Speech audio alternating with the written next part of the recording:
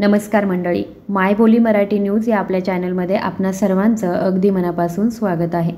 थकवा येतोय, अंग दुखतंय, लक्ष एकाग्र होत नाहीये, तर ही केवळ थकवा नाही तर B12 आणि D3 ची कमतरता असू शकते। या दोन्ही विटॅमिन्सची कमतरता शरीरामध्ये गंभीर लक्षणं निर्माण करत असते। आजच्या व्हिडिओमध्ये आपण नक्की विटॅमिन B12 आणि विटॅमिन D3 कमी झाल्यानंतर नक्की कोणती लक्षणं बघायला मिळतात, हे कमी होण्याची कारणं काय आहेत आणि हे कमी झाल्यानंतर नक्की परिणाम काय होतो, याला उपाय काय करता येऊ शकतात आणि घरगुती पथ्य कोणते पाळले पाहिजेत, याची संपूर्ण माहिती आजच्या व्हिडिओमध्ये बघणार आहोत। त्यामुळे व्हिडिओ कुठेही स्किप न करता बघा, कारण प्रत्येक घरामध्ये एक तरी पेशंट विटॅमिन B12 आणि D3 कमी असणारं असतं आणि त्याचबरोबर तुमच्या मित्रमैत्रिणींसोबत देखील हा व्हिडिओ नक्की शेअर करा, जेणेकरून त्यांनासुद्धा ही माहिती उपयुक्त ठरेल। तर सर्वात आपण अगोदर बघणार आहोत की नक्की लक्षणं कोणती आहेत, विटॅमिन B12 आणि D3 म्हणजे नक्की काय असतं आणि ते शरीरामध्ये का कमी पडतंय। बघा, B12 आणि D3 कमी होण्याची कारणं ही आहेत की काही व्यक्ती असतात की जे सतत शाकाहारी पदार्थच खातात। असे नाही आहे की शाकाहारी पदार्थांमध्ये B12 किंवा D3 नसतं, पण सतत शाकाहारी पदार्थ खाणारे परंतु त्याच्याबद्दल माहिती नसणारे की नक्की B12 आणि D3 कोणत्या पदार्थांमध्ये असतं आणि ते पदार्थ आपल्या आहारामध्ये आपण घ्यावेत का, कशा पद्धतीने घ्यावेत हे माहिती नसल्या कारणाने बऱ्याच शाकाहारी व्यक्तींमध्ये B12 आणि D3 ची कमतरता निर्माण झालेली असते। त्याचबरोबर बरेचसे व्यक्ती आपल्याला असे सुद्धा भेटतात की जे संपूर्णपणे दूध आणि दुधाचे पदार्थ टाळत असतात। तुम्ही सुद्धा जर यांच्यापैकी असाल आणि तुम्ही जर अजिबात दुधाचे पदार्थ किंवा दूध जर घेत नसाल तर तुम्हाला सुद्धा हे लक्षणं B12 आणि D3 ची लक्षणं जाणवू शकतात। त्याचबरोबर काही लोक असे सुद्धा असतात की जे घरातच राहतात, विशेषतः वयोवृद्ध व्यक्ती किंवा मग स्त्रिया सूर्यप्रकाशामध्ये जाणं 100% टाळतात, कधीतरीच घराच्या बाहेर निघतात। त्याच्यामुळे सुद्धा विटॅमिन B12 आणि D3 कमी होण्याची शक्यता असते। शक्यतो D3 जे आहे ते घरामध्ये राहिल्यामुळे किंवा सूर्यप्रकाश न मिळाल्यामुळे कमी होत असतं। पचनतंत्र बिघडलेलं असतं, ज्या लोकांना जठरामध्ये काही आजार असतील, ॲसिडिटी असेल किंवा IBS असेल, तर अशा व्यक्तींना सुद्धा B12 आणि D3 ची कमतरता निर्माण होत असते। त्याचबरोबर अशा काही गोळ्या औषधं आपल्या आहारामधून किंवा आपण जेव्हा आजारी पडतो तर त्यावेळी घेतो, ते म्हणजे मेटफॉर्मिन आणि ॲसिडिटीसाठी ज्या गोळ्या घेतल्या जातात, तर त्या गोळ्यांमुळे सुद्धा B12 आणि D3 कमी होऊ शकतं। त्याच्यामुळे गरज नसेल, आवश्यकता नसेल तर अशा वेळी या गोळ्या घेणं 100% टाळावं। त्याचबरोबर ह्या गोष्टी का कमी होतात, B12 आणि D3 ची कमतरता अजून कुठल्या व्यक्तींमध्ये जाणवते, जसजसं आपलं वय वाढत जातं तसतसं आपल्या शरीराची शोषणाची क्षमता जी आहे ती कमी होत जाते। त्याच्यामुळे सुद्धा B12 आणि D3 जे शरीरामध्ये तयार व्हायला पाहिजे तर ते कमी प्रमाणामध्ये होतं, त्याच्यामुळे या गोष्टींची कमतरता तयार होत असते। आता नक्की शरीरामध्ये B12 आणि D3 नाही आहे किंवा कमी झालं आहे, तर हे आपण कशा पद्धतीने ओळखू शकतो घरच्या घरी। आता एक तर याच्यासाठी टेस्ट कराव्याच लागतात, परंतु हे तुम्ही कशा पद्धतीने ओळखू शकता हे सुद्धा मी तुम्हाला सांगते। सगळ्यात पहिलं म्हणजे उठल्यानंतर आपल्याला थकल्यासारखं वाटणं, खूप थकवा येणं किंवा अशक्तपणा येणं, हातपाय सुन्न होणं, पायांमध्ये गोळे येणं किंवा डोळ्यांपुढे अंधार येणं, चक्कर आल्यासारखं वाटणं, त्याचबरोबर स्मरणशक्ती थोड्या प्रमाणामध्ये कमी होणं आणि एकाग्रता जी आहे ती सुद्धा कमी होते। त्याचबरोबर भूक लागत नाही आणि जिभेवरती जळजळ झाल्यासारखं वाटतं, मूड जास्त प्रमाणामध्ये स्विंग्स होतात, नैराश्यसुद्धा येते, काही व्यक्तींमध्ये नैराश्याची भावनासुद्धा निर्माण होत असते आणि त्याचबरोबर हिमोग्लोबिनसुद्धा त्या व्यक्तीचं कमी होत असतं। तर ही झाली B12 कमी असणाऱ्या व्यक्तींची लक्षणं। आता कोणत्या व्यक्तींचं D3 कमी असतं, जर तुमचे सांधे दुखत असतील, हाडं दुखत असतील किंवा पाठदुखी होत असेल, गुडघे जे आहे ते बसताना, उठताना किंवा वाकवताच त्रास होत असेल, स्नायूंना गोळे येत असतील आणि रात्रीच्या वेळी हातपाय इतके जास्त प्रमाणामध्ये दुखतात की त्याच्यामुळे झोप येत नसेल, तर अशा वेळी तुम्हाला D3 ची कमतरता असू शकते। याच्यामुळे काय होतं बघा, चिडचिड होत असते, झोपसुद्धा लागत नाही, सतत एखाद्या व्यक्तीला रोगप्रतिकारशक्ती कमी झाल्यावरती कसं होतं, सतत सर्दी खोकला होणं, तर या गोष्टीसुद्धा D3ची कमतरता असेल तरीसुद्धा होतात. त्याचबरोबर त्वचेमध्ये कोरडेपणा जाणवणं आणि केस गळणं ही सुद्धा D3ची लक्षणं आहेत. ही D3 कमी झाल्याची लक्षणं आहेत.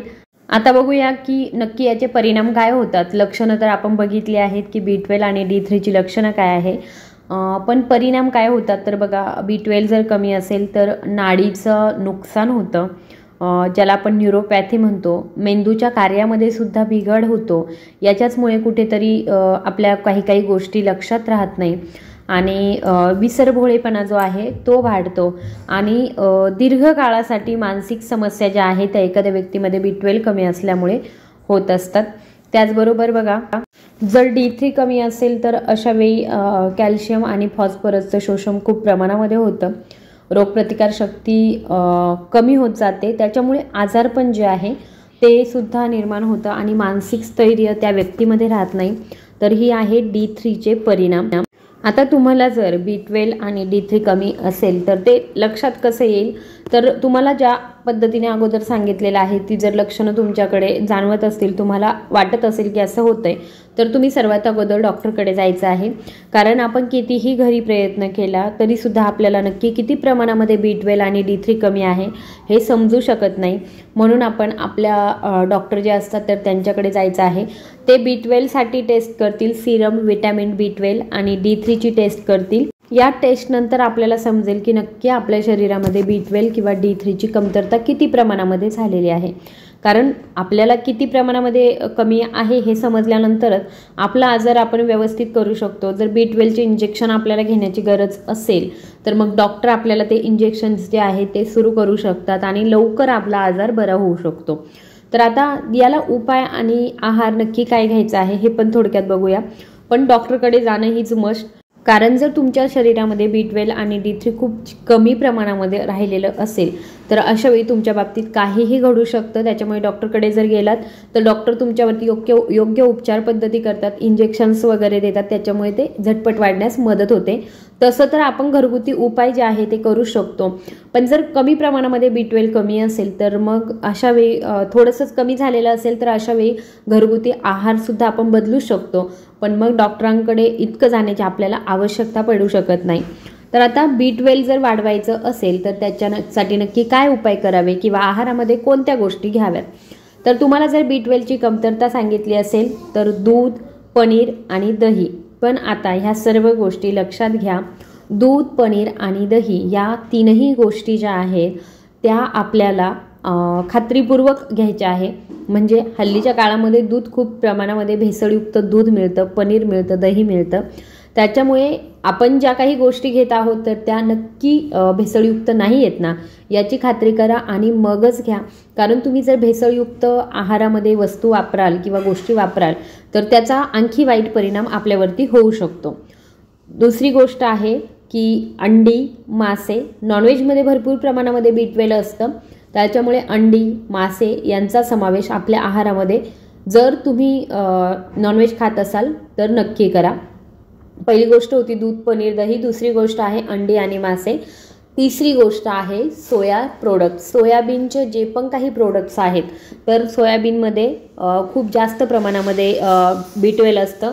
तर त्याच्यामुळे तुम्ही सोया चंक्सची भाजी बनवू शकता. तर अशा पद्धतीच्या सोया प्रोडक्ट्स जे आहेत किंवा सोयाबीन टोफूची भाजी बनवू शकता. असे प्रोडक्ट्स आहारामध्ये वाढवा जेणेकरून B12 वाढण्यासाठी मदत होईल. आहारामधून जेवढा आपण देण्याचा प्रयत्न करू तेवढं चांगलंच आहे. पण त्याचबरोबर डॉक्टरांच्या सल्ल्याने जर तुम्ही सप्लिमेंट्स घेतल्या तर त्याच्यामुळे आपलं B12 जे आहे ते लवकरात लवकर वाढत असतं. आता जर तुम्ही तरुण असाल तर तुम्ही जे काही खाता तर तुमचं शरीर जे आहे ते व्यवस्थितरित्या त्यातून B12 शोषून घेऊ शकतं. पण जर वय वाढत चाललं असेल तर अशा वेळी आपलं शरीर B12 जे आहे ते जास्त शोषून घेऊ शकत नाही आणि मग त्याच्यामुळे त्याची कमतरता निर्माण होतच राहणार आहे. त्याच्यापेक्षा बेस्ट असतं की डॉक्टरांच्या सप्लिमेंट्स घेणं. जर खूप कमी मध्ये B12 झालेलं असेल, खूप कमी झालेलं असेल तर अशा वेळी डॉक्टरांच्या सप्लिमेंट्ससुद्धा सुरू ठेवा आणि त्याचबरोबर दूध, पनीर, दही, अंडी, मासे आणि सोया प्रोडक्टसुद्धा सुरू ठेवा. आता जर D3 कमी असेल एखाद्या व्यक्तीला, शक्यतो बऱ्याचशा व्यक्तींना B12 आणि D3 सोबतच कमी होतं. या दोन्हींचा एकत्रित संबंध आहे. बऱ्याच जणांना हे कमी असतं. तर त्याच्यासाठी महत्त्वाचं आहे सकाळचा सूर्यप्रकाश 15 ते 20 मिनिटं घेणं. जर तुम्हाला D3 कमी झालं असेल तर सकाळच्या 7-8च्या दरम्यान किंवा जो पहाटे म्हणजे सकाळी 10 वाजेपर्यंतचा जो सूर्यप्रकाश असतो तर तो शक्यतो 15 ते 20 मिनिटं तुम्ही उन्हामध्ये जाऊन बसाच. जर तुम्हाला हे शक्य नसेल तर तुम्ही संध्याकाळच्या वेळी जे कोवळं ऊन पडतं 6च्या दरम्यान तर तेव्हासुद्धा तुम्ही 15-20 मिनिटांसाठी सूर्यप्रकाशामध्ये जाऊन बसू शकता. आता आहारामध्ये काय घ्यायचं आहे तर तूप, बटर, अंडी आणि मशरूम या गोष्टी ज्या आहेत त्या आहारामध्ये विटॅमिन D3साठी वाढवायच्या आहे. त्याचबरोबर D3 सप्लिमेंट्स ज्या आहेत तर त्यासुद्धा डॉक्टरांच्या सल्ल्याने डॉक्टर ज्या पद्धतीने सांगतील त्या पद्धतीने तुम्हाला D3च्या सप्लिमेंट ज्या आहेत त्यासुद्धा घ्यायच्या आहे. आता तुम्ही घरगुती उपाय नक्की याच्यासाठी काय करू शकता. आता डॉक्टरांच्या सल्ल्याने तर आपण काही गोष्टी करतोच, पण प्रत्येक व्यक्तीची अशी इच्छा असते की घरगुती जर काही उपाय असेल तर ते पण आपण करून बघू, म्हणजे हे लवकरात लवकर वाढण्यास मदत होईल. किंवा मग कधी कधी काय होतं आपल्याचकडून आहार विहारामध्ये चुका होतात तर त्या चुकांमुळे सुद्धा आपल्याला B12 आणि D3 जास्त प्रमाणामध्ये तयारच होत नाही शरीरामध्ये किंवा मिळत नाही. तर घरगुती काय गोष्टी ज्या आहेत त्या लक्षात ठेवून आपण करायच्या आहे. तर गहू गवत जे असतं, गहू गवत म्हणजे जे गव्हाचं गवत जे असतं तर त्याचा रस जो आहे तो B12 वाढवण्यासाठी अत्यंत हितकारक मानला जातो. त्याचबरोबर दुसरी गोष्ट महत्त्वाची आहे की तुम्ही तुमची झोप जी आहे ती व्यवस्थित ठेवत चला. जर तुमच्या झोपेच्या वेळा योग्य नसतील, म्हणजे रात्री जर तुम्ही 10 वाजता झोपत असाल तर सकाळी 6ला उठणं महत्त्वाचंच आहे. पण रात्रीच्या वेळी हल्ली बरेच जण काय करतात की खूप लेट झोपतात, मोबाईल बघतात किंवा मग इतर TV वगैरे बघत किंवा गप्पा वगैरे मारत झोपण्यासाठी खूप उशीर होऊन जातो आणि याच्यामुळे झोप व्यवस्थित नाही झाली तर त्याचा परिणाम म्हणून सुद्धा तुमच्या शरीरामध्ये B12 D3 कमी होऊ शकतं. त्याचबरोबर आपल्याला काय करायचं आहे, योगासनं करायची आहे. सर्वात महत्त्वाचं म्हणजे सूर्यनमस्कार हे खूप जास्त महत्त्वाचे असतात आणि प्राणायाम. सूर्यनमस्कार हा सर्व शरीराचा व्यायाम करणारा असा एकच व्यायाम आहे की ज्याच्यामुळे तुम्ही जर 12 सूर्यनमस्कार दिवसभरामध्ये घालत असाल तर सर्वांगीण व्यायाम तुमच्या संपूर्ण शरीराचा व्यायाम होत असतो. म्हणून प्रत्येक व्यक्तीने सूर्यनमस्कार घालण्याची सवय जी आहे ती ठेवली पाहिजे. दिवसातून कमीत कमी तुम्ही 12 सूर्यनमस्कार हे घातलेच गेले पाहिजे. तुम्हाला जर शक्य असेल तर तुम्ही 24, 25, 26 कितीही तुम्हाला जितके शक्य असतील तितके सूर्यनमस्कार घालू शकता. पण सूर्यनमस्कार हा सर्वांगीण व्यायाम आहे म्हणून तो प्रत्येकाने केला पाहिजे. त्याचबरोबर B12 जर तुम्हाला कमी असेल तर लोणचं असेल किंवा आंबट पदार्थ असतील किंवा पापड असेल तर अशा गोष्टी ज्या आहेत त्या शक्यतो आहारामध्ये ठेवू नका. याच्यामुळे काय होतं B12चं अब्झॉर्प्शन जे आहे लोणचं किंवा मग आंबट पदार्थ खाल्ल्यामुळे ते अब्झॉर्प्शन कमी करतात. म्हणून ह्या गोष्टी ज्या आहेत त्या आहारामध्ये शक्यतो कमी करा. आता नक्की बघा अशी गंभीर स्थिती कुठली असते की ज्याच्यामध्ये B12 आणि D3 फारच कमी झालेला आहे, आपण हे ओळखू शकतो. तर बऱ्याच महिलांमध्ये शक्यतो हा आजार होतो की चालताना कुठे कुठे तोल जाणं असेल किंवा काम करता करता चक्कर येऊन पडणं असेल, पायांच्या नसा दुखणं असेल, डोळ्यांपुढे आपोआप अंधारी येणं असेल किंवा मानसिक भ्रम होणं असेल किंवा मग डिप्रेशनमध्ये जाणं असेल तर ही लक्षणं जर तुम्हाला सुद्धा दिसत असतील तर ही अत्यंत गंभीर स्थिती आहे आणि याच्यासाठी चांगल्यातल्या चांगल्या डॉक्टरकडे जाणं फार महत्त्वाचं आहे. कारण या गोष्टींच्या कमतरतेमुळे तुमच्या शरीरामध्ये कुठलेही वाईट परिणाम होऊ शकतात. ही पण एकदम गंभीर स्थिती आहे. म्हणून जर तुम्हाला असं वाटत असेल तर तुम्ही लगेच कन्सल्ट करायचं आहे. पण जर नॉर्मली खूप जास्त तुम्हाला त्रास होत नसेल तर मग तुम्ही घरगुती उपाय जे आहेत ते सुद्धा सुरू करून द्यायचे आहेत. B12 आणि D3 या 2 लहान वाटणाऱ्या पण अत्यावश्यक विटॅमिन्स आहेत. यांची कमतरता दुर्लक्ष केली तर तणाव, अशक्तपणा आणि गंभीर आजार होऊ शकतात. सतत थकवा वाटत असेल, लक्ष लागत नसेल तर ही एक सायलेंट सिग्नल असतो की तुम्हाला B12 आणि D3 कमी आहे. वेळेवर तपासणी करणं फार गरजेचं आहे आणि नेहमीच आपलं शरीर सुदृढ राहावं याच्यासाठी या तपासण्या वेगवेगळ्या ब्लड टेस्ट ज्या आहेत त्या 6 महिन्यांतून एकदा तरी प्रत्येकाने करत राहिल्या पाहिजे। त्याच्यामुळे आपलं शरीर व्यवस्थित आहे किंवा नाही हे आपल्याला समजत असतं।